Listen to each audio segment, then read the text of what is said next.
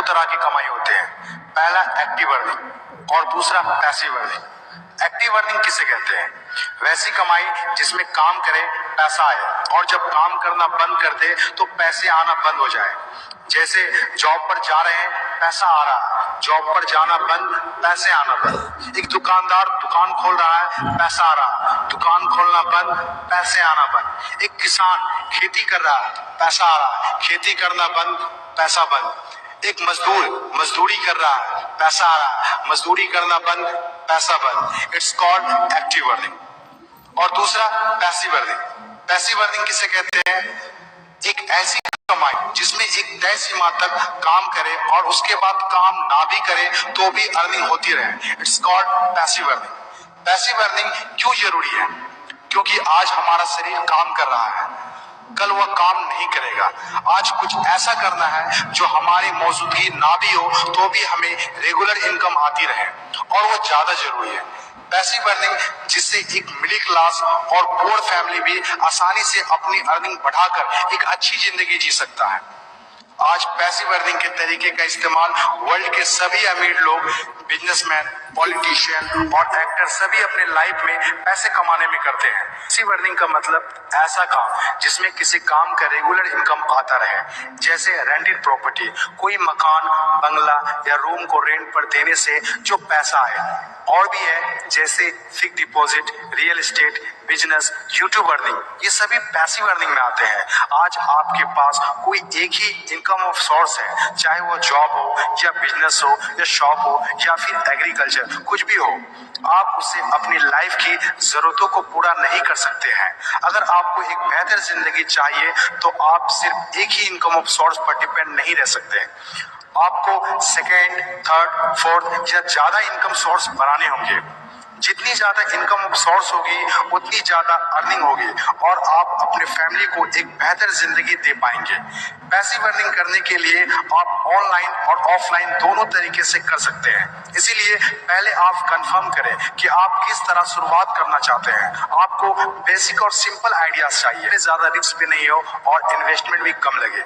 Direct selling business सबसे बड़ा example है। ये पैसे कमाने का वो रास्ता है जिसमें आप सिर्फ एक बार मेहनत करते हैं और कुछ ऐसे संपत्ति बना देते हैं जो आपको जिंदगी भर पैसे कमा के दे सके। पैसिव अर्निंग को समझाने के लिए मैं आपके साथ एक स्टोरी शेयर करना चाहूंगा। यह कहानी है बर्क हेजेस की किताब द पैराबल्स ऑफ पाइपलाइन। एक छोटे से गांव में दो दोस्त रहा करते थे, ब्रूनो और पाब्लो, जो बड़े सपने देखा करते थे। एक दिन किसी न किसी तरह वो गांव के सबसे अमीर आदमी बन जाएंगे। वो दोनों काफी मेहनती थे, उन्हें तो बस एक मौके की तलाश थी और एक दिन उन्हें वो मौका मिल गया। उस गांव में एक समस्या थी, गांव वाले को पानी लाने के लिए नदी में जाना होता था और आधा दिन पानी लाने में ही गुजर जाता था। वो दोनों ने गांव वालों से बात की कि वो नदी से पानी लाकर उन्हें देंगे और उसके बदले कुछ पैसे लेंगे। गांव वालों को ये बात अच्छी लगी। अगले दिन दोनों ने एक एक बाल्टी पकड़ी और नदी की तरफ चल दिए कि हर बाल्टी के लिए 10 रुपए दिए। ब्रूनो बहुत खुश हुआ, लेकिन पाब्लो को इतनी ज्यादा खुशी नहीं थी। पाब्लो को बाल्टी ढोने की वजह से उसके पीठ में दर्द हो रहा था और हाथों में छाले पड़ गए थे। अगली सुबह फिर से उन्हें ढोने की बात सोचकर ही दहशत हो रही थी। पाब्लो ने नदी से गांव तक पानी लाने का एक अच्छा आइडिया सोचा। जब अगली सुबह दोनों अपनी अपनी बाल्टी उठाकर जाने लगे तो पाब्लो ने कहा, ब्रूनो मेरे पास एक आइडिया है। चंद सिक्कों के बदले मैं दिन भर बाल्टी ढोने की बजाय क्यों ना हम नदी से गांव तक पाइपलाइन बना दें। ब्रूनो ने कहा, पागल, हमारे पास एक बेहतरीन नौकरी है, अच्छे पैसे भी मिलते हैं जिससे हम जो चाहें खरीद सकते हैं। अपनी पाइपलाइन के आइडिया को दिमाग से निकाल दो। लेकिन पाब्लो इतनी आसानी से डिमोटिवेट होने वाला नहीं था। उसने अपने दोस्त को पाइपलाइन बनाने का आइडिया अच्छे से समझाया। हम लोग दिन के आधे समय बाल्टी ढोने का काम करेंगे और आधे समय और छुट्टियों के दिनों में पाइपलाइन का काम करेंगे। ब्रूनो ने पाब्लो की बात नहीं मानी। पाब्लो जानता था कि पथरीली जमीनों में पाइपलाइन बनाना आसान नहीं होगा, लेकिन पाइपलाइन बनने के बाद जो मिलेगा उससे वह इंस्पायर होकर काम करता रहा। जब पाब्लो अपना पाइपलाइन बनाता था तो गांव वाले उसकी मजाक उड़ाया करते थे, ये देखो Pablo the pipeline. Bruno Pablo से दोगुना काम कर रहा था, इसीलिए वह दोगुना पैसा भी बना रहा था। पहले कुछ महीने तो पाब्लो की मेहनत का कोई फल नहीं दिख रहा था, लेकिन पाब्लो खुद को बार बार याद दिलाता रहता कि कल के सपने आज के त्याग से ही होते हैं, और आखिर में वही हुआ जो होना था। पाइपलाइन बनकर तैयार हो गया। अब पाब्लो सोता था तो भी पैसा आता था, नहाता था तो भी पैसा आता था, खाता था तो भी पैसा आता था, वो कहीं बाहर घूमने जाता था तो भी पैसा आता था। जितना ब्रूनो ने 3 साल में कमाया था, उतना पाब्लो ने 3 महीने में कमा लिया। गांव में जितना पानी बहकर जाता था, पाब्लो के जेब में उतना ही पैसा बहकर आता था। और मेरे हिसाब से direct selling business is the best opportunity. इस कहानी से हम 5 बातें सीखते हैं। पहला, विजन का होना। विजन सबके पास नहीं होता।